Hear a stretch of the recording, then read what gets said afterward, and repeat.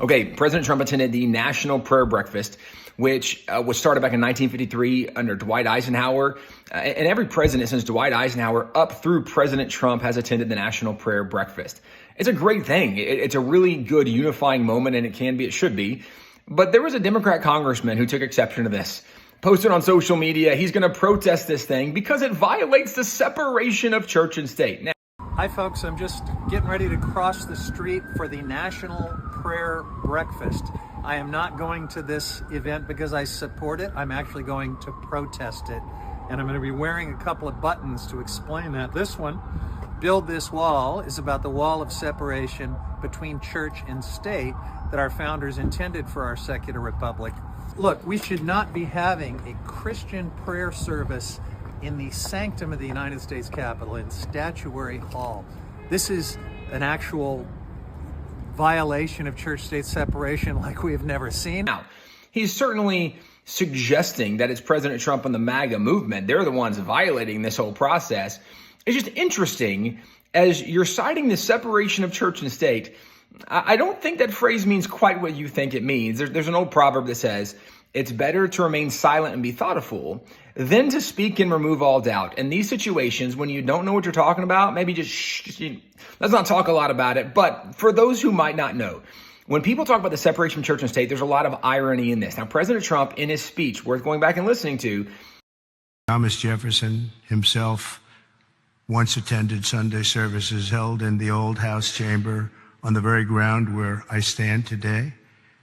So there could be nothing more beautiful than for us to gather in this majestic place. It is majestic, and reaffirm that America is and will always be one nation under God.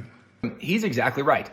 Thomas Jefferson attended church at the Capitol building throughout his entire presidency, 2 terms. He's there almost every single Sunday. He's attending church there, and there actually were closer churches to where Jefferson lived that if he just wanted to go to church, he could have gone to church. Why did he go to church in the Capitol building? And Jefferson said he wanted to set an example for all of America to understand the significance and importance of Christianity for our nation. Now, a lot of thoughts with this.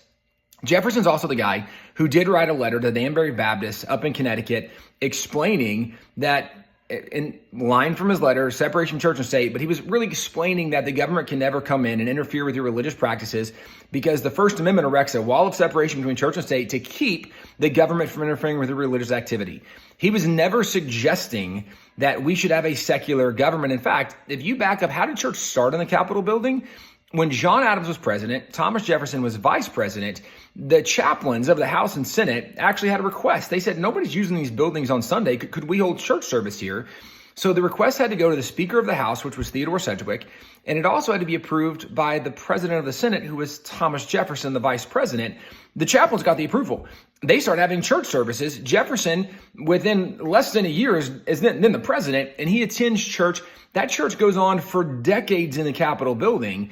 And so when people are saying separation of church and state, you really don't know that much history the way you're making that argument. Because first of all, the phrase separation of church and state doesn't appear in any official governing document. It's not in the Constitution. It's not in the Bill of Rights.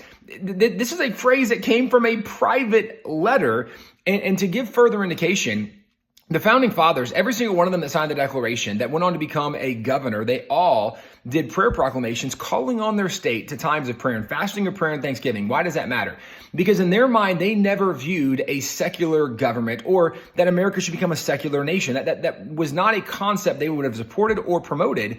But today, when people think, well, separation of church and state, the founders did believe in separation of church and state to an extent, but not the way we apply it today. They believed in separate institutions, but not secular institutions. See, over in Europe, the kings used to control religion, parliament. They would pass laws that were enforcing. If you were in England, you had to be Anglican. If you were in Germany, you had to be Lutheran. If you were in Italy, you had to be Catholic. Different kings would pick a religion. They would force people to follow that. And they said, in America, we're not going to let people establish a religion. But they never believed in secularizing the government, because the very idea of our nation is that there is a God who's given us rights, and government's job is to protect those rights. If we remove God from our understanding, even of the way American government operates, we would lose our God-given rights. The founding fathers were wise enough to understand we wanted separate institutions, not secular institutions. So when you hear people promoting this idea, separation of church and state, just understand they're taking a phrase from a letter, private letter Thomas Jefferson wrote, and they're using it out of context. When you go back and study the Constitution, study history in context is very clear. The founding fathers never wanted a secular government. They wanted separate but not secular institutions.